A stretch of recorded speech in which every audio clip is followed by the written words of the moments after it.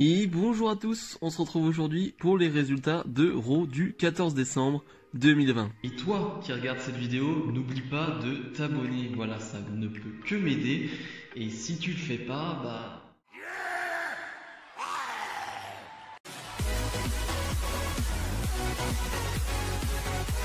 Et donc, on commence le show avec The Miz pour un dirt sheet.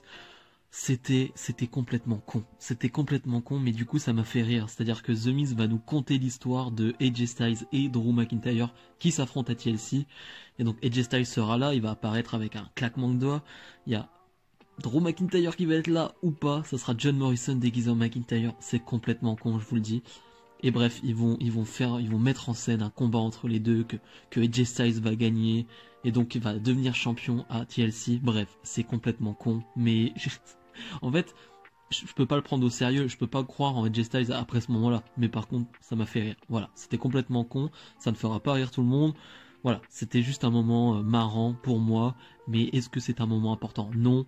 Bref, Sheamus va arriver, va confronter AJ Styles et on va avoir Sheamus contre AJ Styles dans quelques instants. Mais bref, c'était un segment plutôt sympa.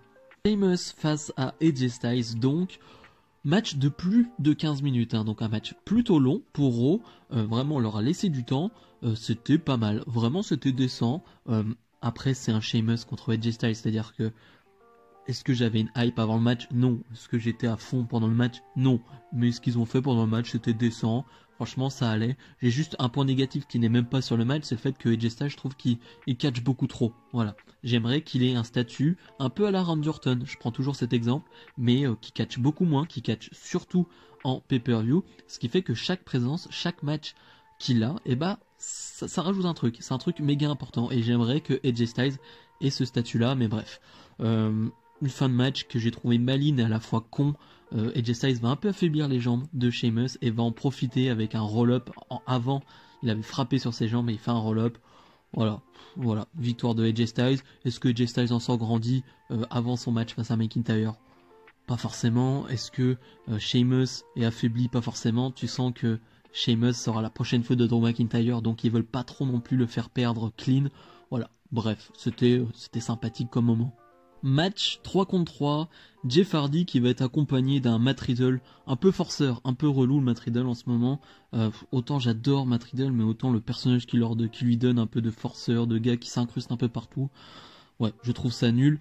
Bref, Jeff Hardy sera accompagné du New Day face au Hurt Business. Un match là aussi de plus de 10 minutes, et c'est là où j'ai eu un problème, c'est-à-dire que le match est bon, vraiment, mais enchaîner comme ça deux matchs qui sur le papier m'intéressent pas énormément, qui font plus de 10-15 minutes.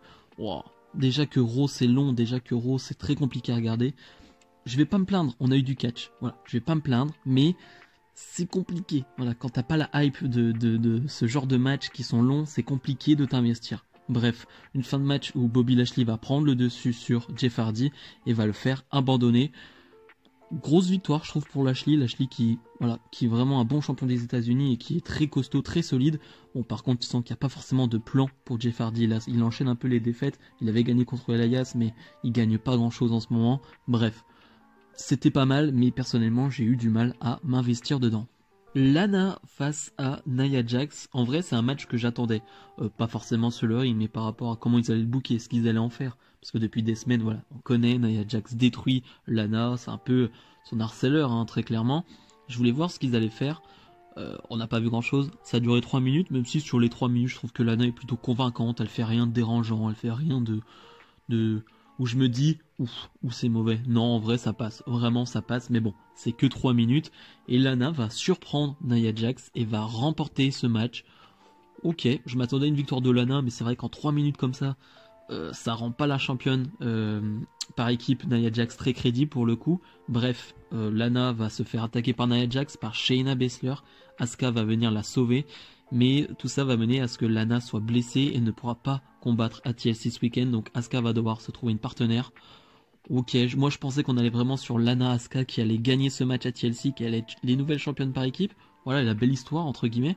Bon, ce sera pas le cas. Je sais pas du tout qui sera la partenaire de Asuka. Souvent quand c'est comme ça, c'est Natalya. Là, c'est pas possible, j'espère. Enfin non, c'est pas possible, vraiment, c'est pas possible. Mais ouais, je sais pas ce qu'ils vont trouver, mais je sais pas. Ça m'intrigue un peu quand même. Allez, disons que ça m'intrigue. Promo de Elias qui ne sert clairement que pour introduire son nouvel associé, son nouveau partenaire, Jackson Riker, qu'on a vu qui était un peu le lieutenant, on va dire, de l'équipe Forgotten Sons. On n'avait pas vu depuis un moment parce qu'il y avait de sombres histoires derrière lui. Je sais pas moi ce qui s'est passé, voilà, je suis pas jugé quoi que ce soit, donc voilà, je juge juste ce que je vois sur le ring, ce que je vois de la WWE. Bref, je sais pas ce que ça vaut Jackson Riker. Je sais pas si c'est une bonne idée de le mettre avec Elias, parce que là ça va être un peu... On va le montrer parce qu'il va attaquer ceux qui poursuivent Virtus, tout simplement, pour le titre 24/7. Il va montrer un peu sa puissance, montrer les 2-3 moves qu'il a. On n'en a pas vu grand chose du côté des NXT, voilà, c'était que 2-3 moves comme ça. Ça a l'air d'être un bon physique, mais sur le ring ça n'a pas l'air dingue. Et le mettre avec Elias, qui est peut-être l'un des pires catcheurs de la WWE en ce moment même, je sais pas si c'est une bonne idée. Vraiment pas. Franchement, j'attends de voir, mais je sais pas si c'est vraiment une bonne idée. Keith Lee face à John Morrison et The Miz. Je ne vais même pas parler du match en lui-même parce que c'est un match plutôt basique, même si je suis pas très fan, vous le savez maintenant, des matchs handicap. Qu'est-ce que c'est con, mais c'est complètement con. Je crois que ça va être les 2 mots de la soirée, complètement con, de faire un Keith Lee contre John Morrison et The Miz, parce que tu te mets dans la merde tout seul en termes de booking. C'est-à-dire que Keith Lee, tu dois essayer de le pusher quand même, mais en même temps c'est un match handicap, donc compliqué de le faire gagner, surtout compliqué quand en face tu as Monsieur Money in the Bank qui est The Miz, qui lui aussi il faut quand même pusher parce qu'il faut quand même qu'il soit un minimum crédible au cas où s'il veut cacher sa mallette d'ici peu de temps. Donc bref, tu te mets dans la merde en termes de booking, et ça c'est vraiment typiquement WWE, t'as pas besoin de faire ça. Bref. Fin de match où Miz et Morrison vont l'emporter avec... c'est vraiment pourri en plus, il n'y a même pas de finish, c'est bref, c'est nul. Et donc ils gagnent ce match, ce qui est en soi plutôt logique parce qu'ils sont à 2 contre 1, mais comme d'habitude, c'est la WWE qui se met dans la merde en faisant ce match. Bref, ça m'a un peu saoulé. Promo de Bray Wyatt. Bray Wyatt qui va un peu s'excuser de ce qu'a fait le Fiend la semaine dernière en s'attaquant à Randy Orton. Mais il a dit que voilà, aujourd'hui il veut du fun, il veut du bonheur, du plaisir. Du coup, il nous a préparé des blagues, voilà, en termes de... Il veut faire une grosse fête en gros. Et il veut faire des blagues sur la vipère Randy Orton.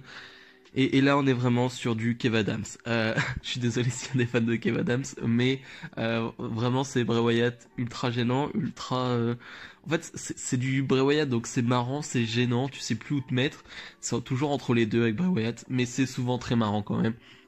Bref, il fait vraiment un one-man show, Bray Wyatt, mais il va se faire interrompre par Randy Orton. Randy Orton qui, voilà, va dire que pour une fois, il s'est fait un peu surprendre la semaine dernière par le Fiend, qui a remplacé Bray Wyatt au sol. Il s'est fait vraiment surprendre. Et que là, ce soir, il veut jouer à un jeu avec Bray Wyatt, et il demande à Bray Wyatt s'il veut jouer à ce jeu, et comme d'habitude, Bray Wyatt va dire, mais si c'est un jeu, moi j'accepte. Et le segment se termine là-dessus. C'est hyper intriguant, on sait pas trop où ça va aller, mais en tout cas c'est intriguant, et voilà, le petit one-man show de Bray Wyatt a fait son petit effet. Ricochet face à Mace du clan Retribution. 3 minutes de combat, voire 4, franchement pas plus, où il y a vraiment rien à dire là aussi. Il va y avoir beaucoup d'interventions des membres de Retribution, ce qui va coûter la victoire à Ricochet, victoire de Mace, et Ali va dire quelque chose d'intéressant, il va dire ça sera jamais fini Ricochet, ça sera fini seulement quand tu rejoindras Retribution. Voilà, est-ce que j'ai forcément envie de voir Ricochet rejoindre Retribution? Non. Je me dis peut-être que ça peut lui donner quelque chose, un peu de contenu, au moins, et un peu de temps d'antenne, je sais pas, bref. Je sais pas où ça va aller là aussi, mais bref. Dana Brooke contre Shayna Baszler, 1 minute de combat, voilà, c'est tout, parce que Nia Jax va intervenir et donc va faire disqualifier Shayna Baszler, les deux vont vouloir s'attaquer à Dana Brooke, mais Mandy Rose va faire son retour, elle qu'on avait plus vue depuis quelques semaines, 2-3 semaines, je sais plus, peut-être un mois, voilà, parce qu'elle s'était fait attaquer par Nia Jax et Shayna Baszler, donc là elle fait son retour, et Asuka va venir aussi aider Dana Brooke et Mandy Rose, ce qui fait qu'on se retrouve avec Asuka, Mandy Rose et Dana Brooke qui sont debout à la fin du segment, et on se pose la question de qui elle va choisir, Asuka à TLC, donc Dana Brooke, on sait pas, Mandy Rose, on sait pas. Moi j'irais plutôt sur une Mandy Rose, allez, je donnerais une petite chance à Mandy Rose, mais bon, voilà, c'est vraiment pas de loin par rapport à Dana Brooke. On retrouve Bray Wyatt en backstage, qui recherche Randy Orton. Il va voir son ancienne chaise, la chaise de l'ancien Bray Wyatt, il va vouloir s'asseoir dessus. et dans l'obscurité, on va voir Randy Orton derrière qui va l'attaquer, qui va le passer à tabac, qui va le mettre dans un gros coffre, et qui va tout simplement brûler le coffre. Voilà, Randy Orton le pyromane, il l'avait déjà fait il y a quelques années, et il recommence. Tout simplement, Randy Orton aime bien brûler les choses, sauf que cette fois-ci, le problème c'est que le feed existe, et le feed va sortir du coffre. C'était très stylé, vraiment très très stylé. Et le Finn va s'en prendre à Randy Orton, lui porter Mandible Claw, et ça va se terminer là-dessus. C'était vraiment très cool. Là pour le coup c'est le segment du show, je trouve. Très sympa, bien fait, bien réalisé. Même si bon, les caméras qui changent tout le temps et tout, c'est un peu relou. Mais bref, j'ai trouvé ça plutôt bien. Et ouais, le Finn qui sort comme ça du feu, ouais, c'était une très belle image. Matt Riddle face à MVP. Matt Riddle qui a eu un petit segment avec Bray Wyatt, un peu marrant hein, quand même, mais Matt Riddle le forceur, vraiment il est partout, je l'ai dit tout à l'heure mais il est partout, sur chaque segment il est là, il demande un truc, il rajoute bro dans chaque phrase, bref, c'est un peu saoulant mais c'est un peu marrant.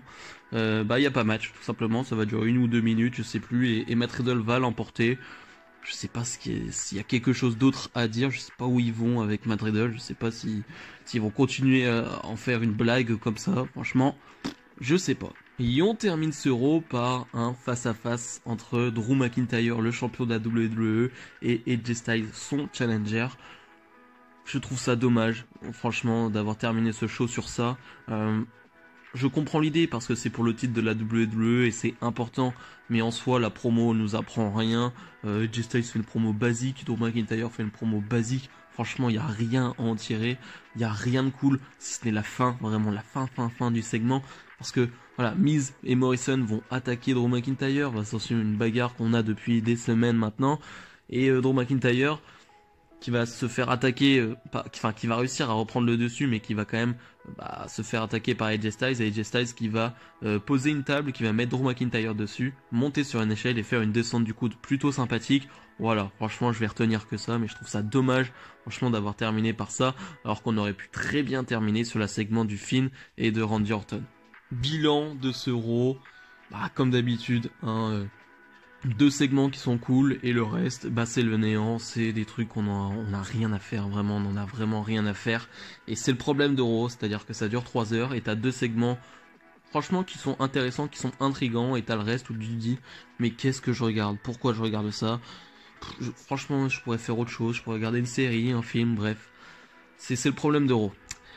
Si vous avez aimé cette vidéo, j'espère, même si c'est compliqué, hein, n'hésitez pas comme d'habitude à mettre le petit pouce bleu, hein, ça me fera avancer et ça me fera plaisir. On se retrouve très prochainement pour une nouvelle vidéo. Salut, salut!